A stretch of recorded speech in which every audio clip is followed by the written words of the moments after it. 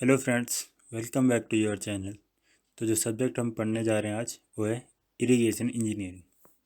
तो आज का हमारा टॉपिक है terms related to water requirement of a crop. तो जिसमें हम सबसे पहले पढ़ेंगे crop period. Crop period is the time in the days that crops take from instant of its sowing to that of its harvesting.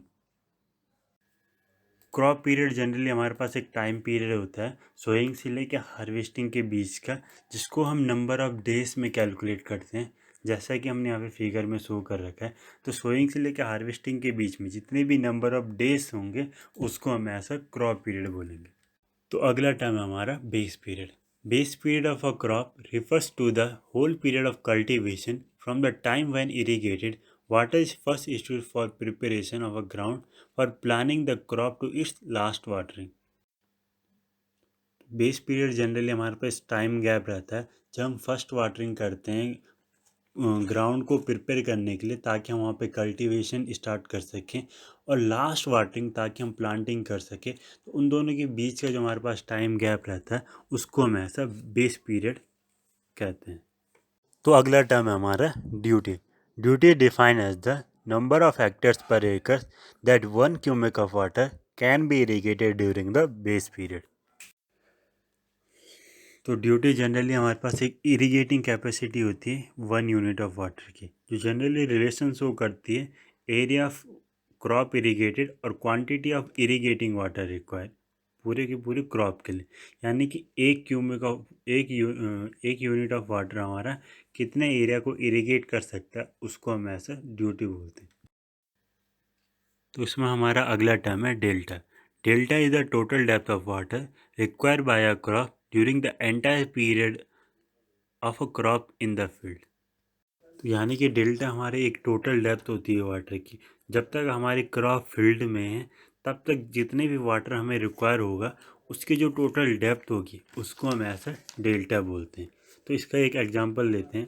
तो example है, if a crop require 10 watering at a interval of 10 days and a water depth of 10 centimeter in every watering, then delta for the crop will be 100 centimeter। तो example में हमारे पास watering given है 10 की, और जो water depth है वो है हमारे पास 10 सेंटीमीटर की। तो जो हमारे पास डेल्टा है वो हो जाएगा हमारे पास 10 इंटू 10, यानी कि 100 सेंटीमीटर।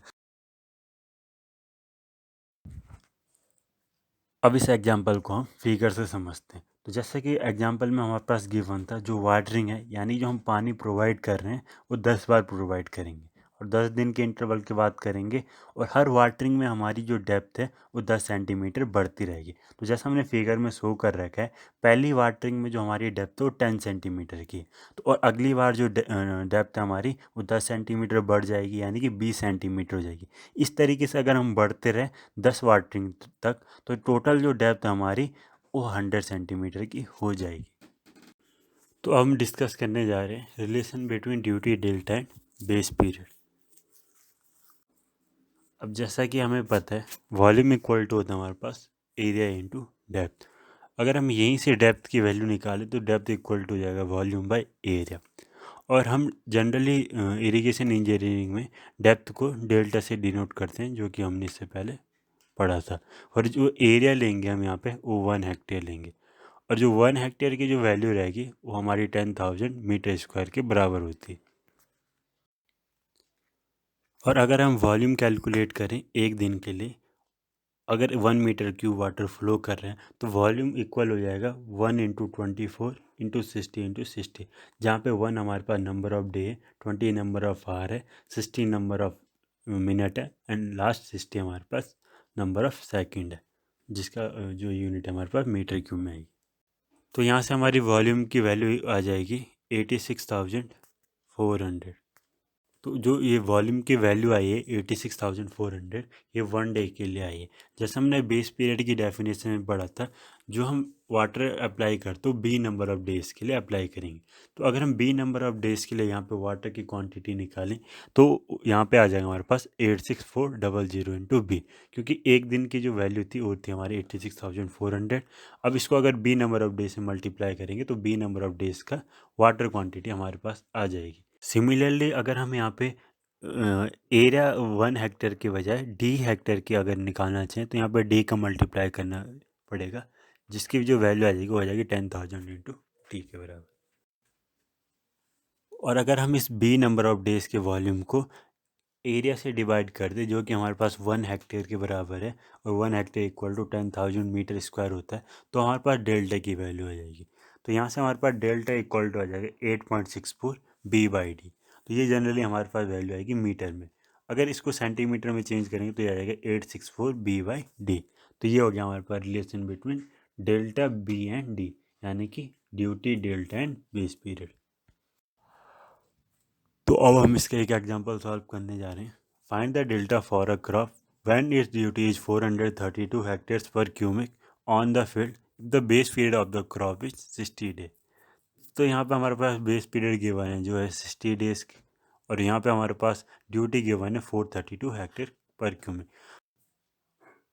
अब जैसा कि हमने रिलेशन में पढ़ा था, delta equal to 864 b by d, जहाँ पे बी हमारे पास बेस पीरियड है, डी हमारे पास यहाँ पे ड्यूटी है, और डेल्टा को हम इस छोटे ट्राइंगल से डिनोट करते हैं।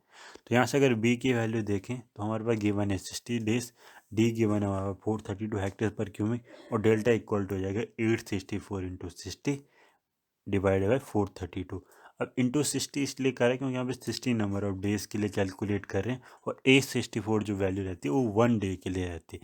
तो हमारे पास जो डेल्टा की वैल्यू आ जाएगी 120 सेंटीमीटर आ जाएगी, यानी कि जो टोटल डेप्थ ऑफ वाटर हम प्रोवाइड करेंगे वो करेंगे 120 सेंटीमीटर।